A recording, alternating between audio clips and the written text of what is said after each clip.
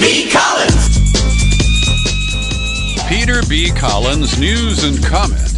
It's Monday, April 29th, 2019. And here at the Secret Studio, we've got a special celebration underway. My beautiful, lovable studio dog, Chloe, is celebrating her 9th birthday. And we've got some pictures up on Facebook if you do the Facebook thing. I was struck by an op-ed that I started reading in Saturday's New York Times. My temperature was rising. I was getting angry. It's about Julian Assange and the war on whistleblowers. And it opens with many of the common aspersions cast on the WikiLeaks founder. And it's written by Edward Wasserman, who is the professor of journalism and dean at the Graduate School of Journalism just across the bay from me at the University of California at Berkeley. And as I started to read this, I said, really? A quote, many journalists doubt that he, Assange, deserves First Amendment consideration, since that belongs mainly to other journalists, which they say Mr. Assange is not. So he isn't really one of us. Worse, he's a rogue. He even helped the Russians defeat Hillary Clinton in 2016. And I'm saying, what self-respecting dean of journalism would write this? He was setting me up. And the last setup is this quote from David Ignatius of the Washington Post, asking whether Assange is anything more than an accused thief. And to my relief, Dean Wasserman then went into a staunch defense of the rights of Julian Assange. My answer is he's a lot more, says Wasserman. News is in danger. And news isn't a person, it's a process, which desperately needs protecting. The element of that process that is in most peril is the source. And for all of his sins, real and alleged, Julian Assange has been one of the most extraordinary sources of the new millennium. And he recaps the work of WikiLeaks in exposing war crimes, torture, and atrocities on civilians in Iraq and Afghanistan, corruption in Kenya and Tunisia. He writes his jailing is the latest event in the ferocious reprisal against a decade of digital whistleblowing, which has never, to my knowledge, yielded information that was inaccurate or unimportant. And that has now produced little but misery, banishment, or imprisonment for the people who tried to force officialdom to come clean. Yes, it starts off in a seductive fashion to get the people who deny that Assange is a journalist, that deny that he is being railroaded for being a whistleblower or a secrets leaker. Another quote, now that Assange is in British hands, it's up on the top here, awaiting extradition either to Sweden or Washington, where he has been indicted on a charge of coaching one of his sources, Chelsea Manning, on how to get access to government secrets without detection. It's a good time to consider what he has done and been accused of, and what that says about the embattled state of journalism. And he recaps the 2010 leaks of the video from Iraq showing the wanton killing of innocent civilians. And he concludes, after a litany of what WikiLeaks has published, pretty good stuff on balance. Still, there's little sympathy in the media for the idea that jailing Assange is a violation of First Amendment press freedom, while there is broad agreement that prosecuting the news organizations that published the material he provided would be unthinkable.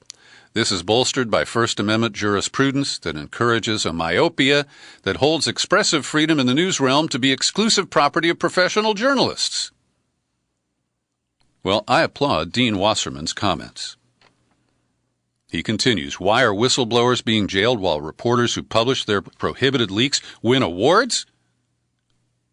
And keep in mind, this is in the opinion pages of the New York Times, where many scurrilous screeds against Assange have already been published. And he closes by saying, importantly, news organizations have responded to the freedom it ensures by following due diligence practices that apply much the same logic described here. Identify and minimize potential harms while serving the public's right to be informed about matters of significance. Aren't the media's indispensable helpmates, their sources, entitled to some of that same deference? Well, I really appreciate somebody who is in the journalism business, who is cranking out new journalists at UC Berkeley, was given space in the New York Times to offer those views. And I want to alert you that this Friday, there are going to be protests. It's nominally Press Freedom Day. And here in San Francisco, it's being organized right now. I'll share details in the next couple of days. But we're planning to rally at the British Embassy and then march across town, starting at 4 p.m. Friday here in San Francisco. I understand there's a protest scheduled for New York City as well, and maybe there's time for you to set one up in the community where you reside. I'd certainly be happy to see that. The distressing news about Mother Earth continues to flow. Just one example. Last week it was reported that in 2018, 30 million acres of tropical forest were lost. And this is a very significant loss on top of 42 million acres in 2016, 39 million acres in 2017. And you're a smart person. I don't have to lecture you on how these forests are critical to trapping carbon and preserving life on the planet. And today, I'm releasing an interview that alarmed me, and I expect it will alarm you. And Guy McPherson is not an alarmist. He's not telling you to, run to the ramparts and prepare to die yet. But Guy McPherson is a professor retired from the University of Arizona. He's been studying climate science since the mid-1980s. And he is seen as extreme by some of his colleagues. But I encourage you to listen to this excerpt, and then I want you to listen to the full 30-minute interview. It's available in video and audio, and I'll be posting that at peterbcollins.com today. Guy McPherson says that he'll be surprised if any humans are still alive on this planet in 2030. Yeah, I said that. 2030. Here's Guy McPherson. I'd be stunned, shocked, and amazed if there were a human being on the planet in 2030. A single? Not one. Really? If there is a human being on the planet at that point, he or she will be alternatively too hot and too cold, bathing in ionizing radiation from the 450 and change nuclear power plants around the world that melted down. Thirsty, dehydrated, hungry, living in a bunker surrounded by the bodies of like-minded sociopaths. Well, that's my best guess at the glorious future that lies ahead for people who are interested in living on an essentially lifeless planet. Civilization is a heat engine. We know this from the peer-reviewed journal literature. And reducing civilization is sufficient to cause overheating beyond what we're already experiencing. So I don't see a way out of this mess, although I'm a huge fan of people trying to find a way out of this mess. Because, as with you, I'm no fan of this inconvenient message. Guy McPherson is controversial. You can tell just from listening to these excerpts. But I found him to be very credible, quite self-assured. We did place a bet to meet for dinner on Earth Day in 2030, challenging his predictions. But he is offering a kind of climate change noir. It is dark. And if you really look at the full implications of his predictions and projections, yes, we are facing extinction. And this just happened to be published today at BuzzFeed by an editor named Shannon Keating. And in a thoughtful piece, triggered by the Netflix documentary series Our Planet, which is narrated by Sir David Attenborough, which I have not yet seen, she says that it causes her a kind of alternate triggers of hope and despair. And she said that the producers of Our Planet, who had to balance making an entertaining program with warning its hundreds of thousands of viewers about oncoming global peril. She says, I struggle in my daily life to juggle my hopefulness and my despair and my personal culpability. How am I supposed to weigh my overwhelming fear and guilt and anger and sense of powerlessness about climate change against the hope that through aggressive collective action we can demand a better future for ourselves, for future generations, and for a planet's worth of precious species? These are big questions, and it's hard to wrap your arms around them. As I said to Guy McPherson, I said, I was comfortable in a kind of denial that at age 66, I'm not going to live to see the worst impacts of climate change. And I told him that that his comments are inconvenient and that they're upsetting my equilibrium. And he allowed us how his equilibrium has been upset too. I asked McPherson if he's in therapy. And he said he tried it, but after a couple of sessions, he didn't think he could help the therapist anymore.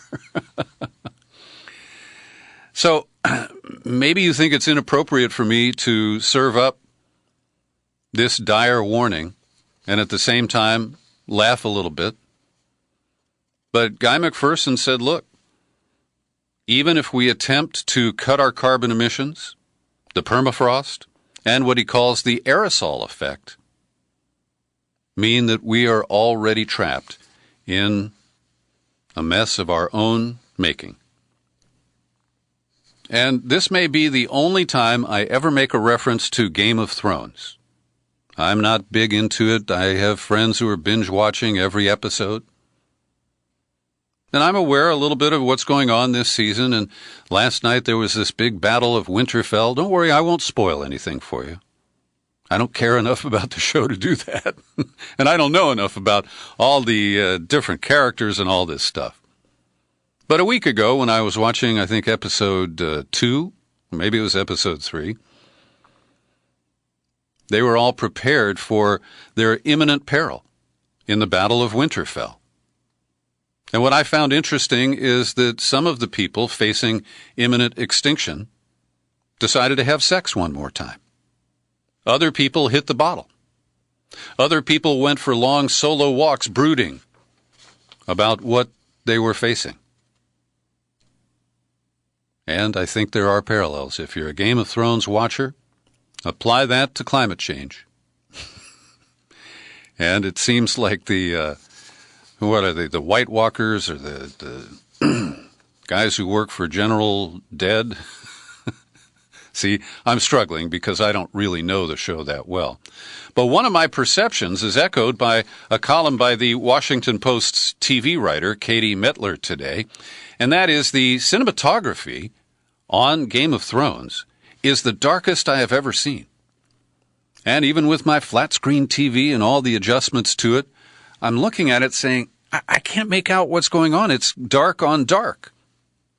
And the show's, what is he called? The director of photography did an interview with Vanity Fair where he said, yep, it's really dark. And there are people who tweeted, how do you switch this show from night mode? Somebody else tweeted, the long night is dark and full of viewers who can't see what the hell is going on. I'm glad I'm not alone in that perception.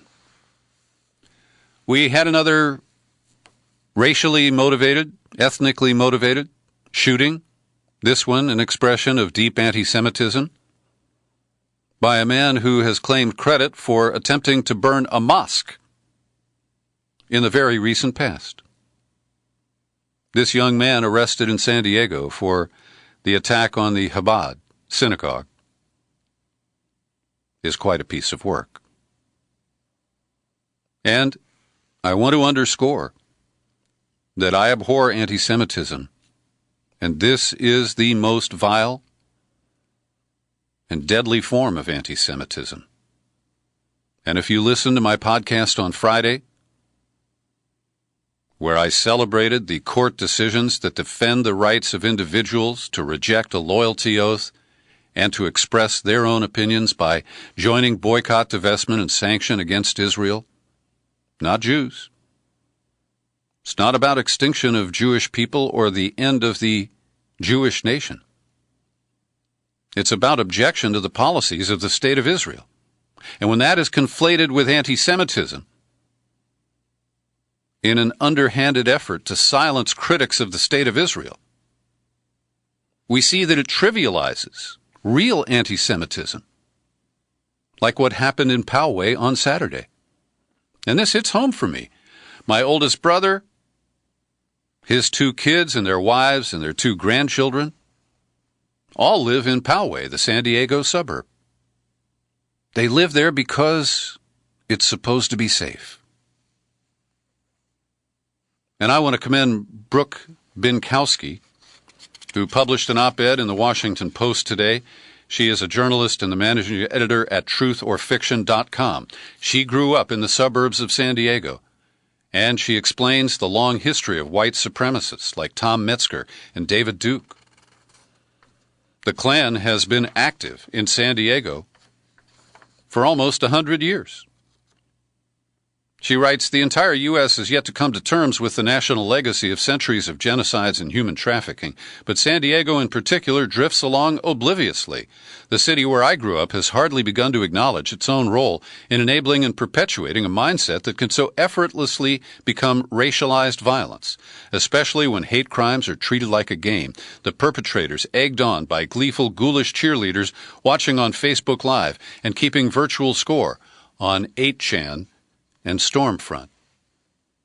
Continuing to quote, the Klan, more specifically the Exalted Cyclops of San Diego number 64, first appeared in San Diego in the 1920s.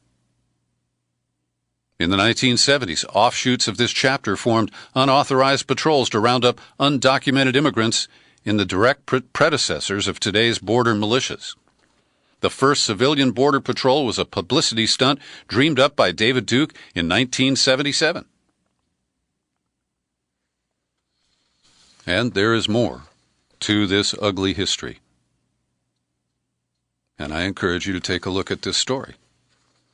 Now, she referenced 8chan, and that's where the alleged shooter posted his more or less manifesto at 11 a.m. Saturday, just 30 minutes before he opened fire at Chabad. And a 25-year-old guy in Yucaipa, California, who is only giving a first name Colin, was online at 11 a.m., logged into 8chan. He said it's only the second time he'd been there because one of his buddies who'd been spouting some really crazy shit told him about 8chan. And his first glimpse was, I can't remember why, but the picture and the first line of the preview caught my attention. And I thought, is this like New Zealand? So he took a screenshot and posted it at 11:07. By 11:15, he was on the line to the FBI. They took a few minutes to pick up. Pegged that about 11:20. He said he spoke to the FBI person for about 4.5 minutes. She was familiar with 4chan and 8chan. When I told her about the Escondido thing, she opened up the letter. That was the claim that the shooter had lit up a mosque a few weeks ago.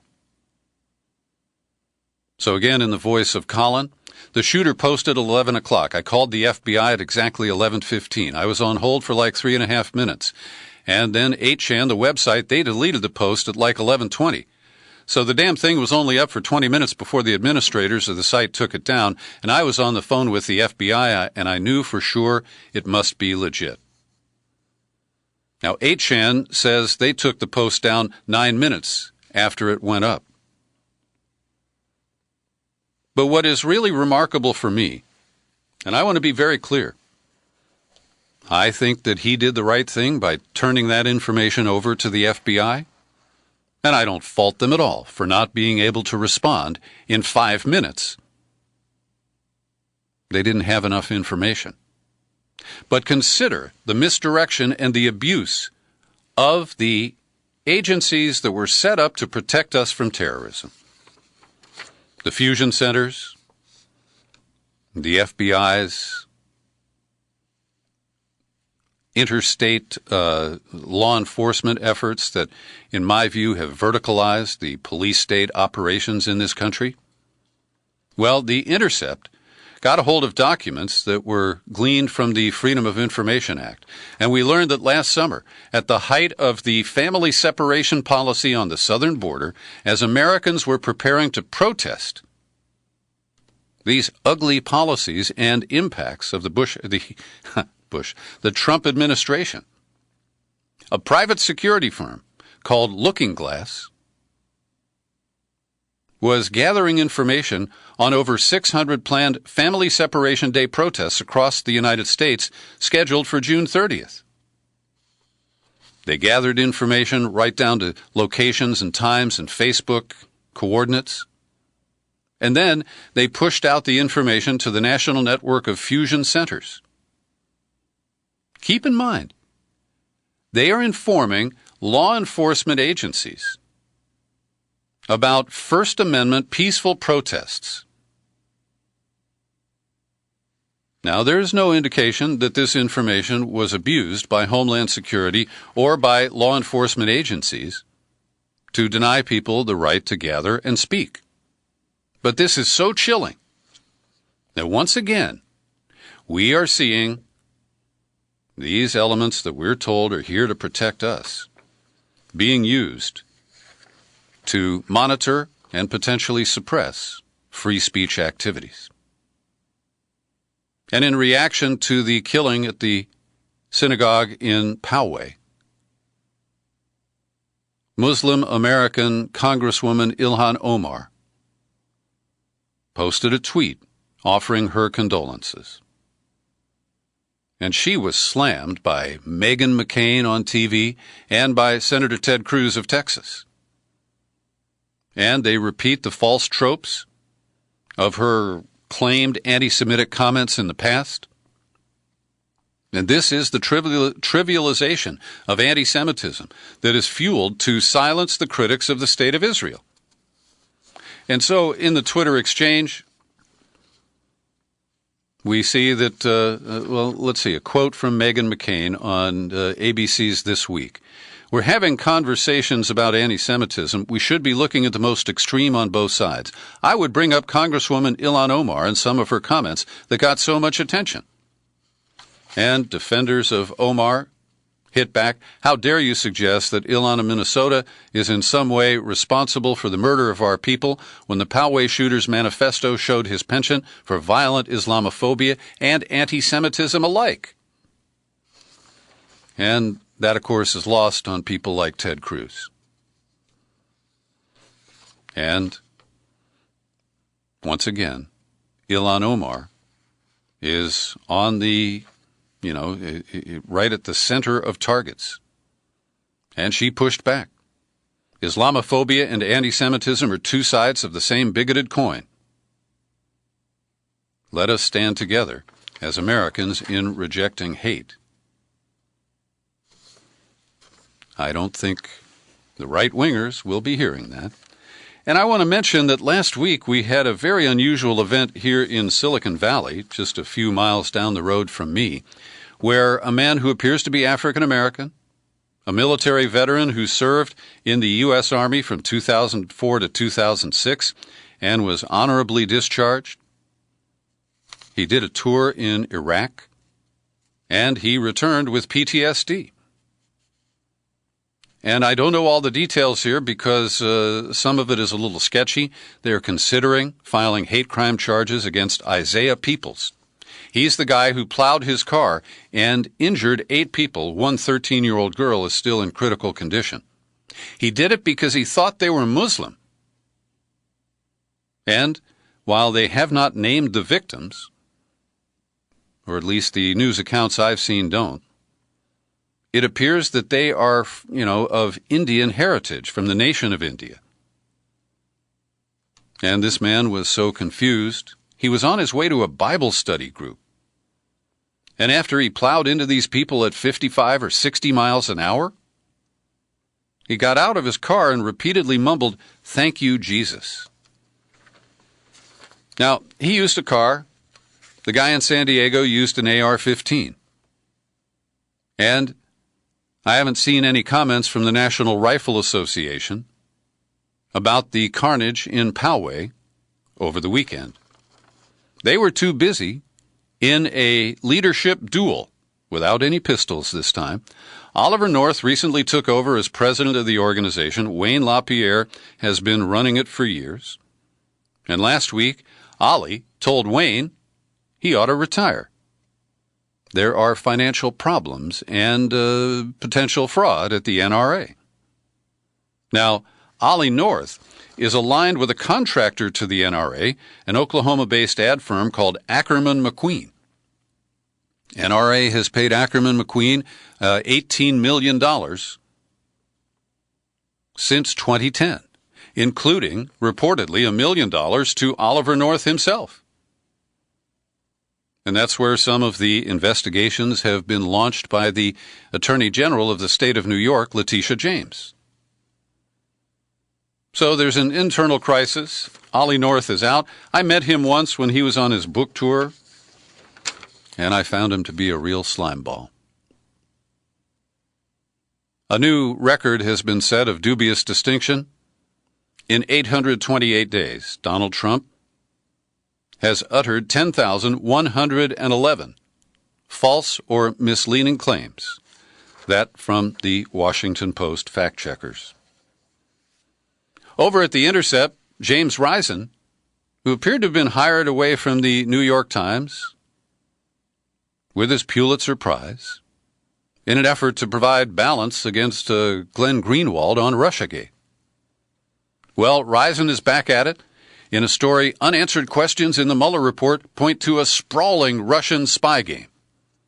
Now, Russia and the United States spy on each other every day, all day long. There is always a sprawling Russia spy game. But to use threads from the Mueller report to try to keep this Russiagate narrative alive is really sad. And I want to note that even Rachel Maddow has moved on. Thursday night, her show was all about Chris Christie's Bridgegate. And Friday night, I don't recall anything about Russiagate. It was a series of reports about things in the news and Democratic presidential candidates. Rachel hasn't covered those in months, if not years. So I've linked to Risen's piece, and you can examine it at your leisure. As an antidote, I offer the latest from Matt Taibbi at Rolling Stone, headlined, "The Press Will Learn Nothing from the Russiagate Fiasco." And he notes how mainstream media outlets are praising themselves for the great job they did reporting on Russiagate. And Matt Taibbi lowers the boom. After describing a Washington Post story that was called the most direct interaction yet of a top Trump aide and a senior member of Putin's government, that's when Michael Cohen sent an email to the press office at the Kremlin and got no response. Well, Taibbi refers to that. The report shows the whole episode was a joke. In order to further the Trump Tower project that never was, Cohen literally cold emailed the Kremlin. More than that, he entered the email incorrectly, so the letter initially didn't even arrive. When he finally fixed the mistake, Peskov didn't answer back. In other words, all these fancy charts that were published are meaningless. Because there was no conspiracy, all those walls are closing in reports, and there were a ton of them, were wrong. We were told we'd hit a turning point after turning point, leading to the beginning of the end, with Trump certain soon to either resign in shame or be impeached. Every day I pause for a minute to thank the people who support my work here at the Peter B. Collins Podcast with your subscriptions. People like, Lyle Rubin, Jens Ivan Nielsen. He's in Bornholm, the island off Denmark. I always love hearing from you, Jens. Carl Howard, Columbus, Ohio, and Jerry in Southeast Portland. Most of them kick in $5 a month, and you can do it too. Visit peterbcollins.com, click on menu, click on Become a Subscriber. You land on the sign-up page, and in seconds, you can choose the level of support that's comfortable for you. And finally today, we have a spate of refuseniks, appointees of Donald Trump, who are obstructing Congress. Stephen Miller, the dark night of immigration policy. He has declined to appear before a congressional committee. This Thursday, the Homeland Security Committee. Also scheduled to appear this Thursday and resisting is Bill Barr, the recently appointed Attorney General who spun up the Mueller report to Trump's benefit, and he is quibbling with the format of the interrogation that he faces at the House Judiciary Committee. Bottom line, until they impeach this guy, he's just going to keep obstructing. The Democrats have this idea that by not calling it impeachment, they can just continue to investigate Trump, and it'll have the same impact in the 2020 election. And I don't agree with that. I think you know.